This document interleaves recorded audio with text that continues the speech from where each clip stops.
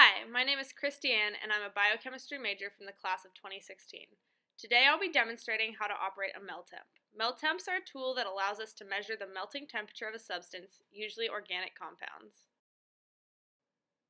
Meltemps consist of several parts. Most apparatuses have an on-off switch plus a voltage dial. This one is all-in-one and you just turn on the voltage dial to turn the apparatus on. You can use the dial to adjust how fast the apparatus heats up. If you want it to heat up more than 10 degrees Celsius per minute, you can turn it all the way to rapid heat. Next, there will be a thermometer where you can monitor the temperature. The thermometers may either be a digital or traditional glass one. This Meltemp uses a digital one. There's also a sample loading area where you will place your capillary tubes that are full of your sample. You can place up to 3 at a time in this loading area.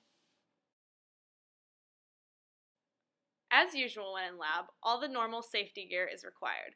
This means goggles, closed-toed shoes, and gloves. But take your gloves off before you touch the computers. Pour out some sample into a small weigh boat. This will make sure that the rest of the sample in the vial doesn't get contaminated by the capillary tubes. As for the capillary tubes themselves, this is where the sample will be doing its melting. They're open on one end and closed on the other.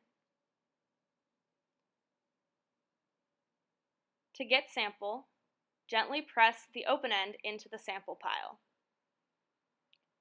Then, tap it against the table to get it to fall into the closed end.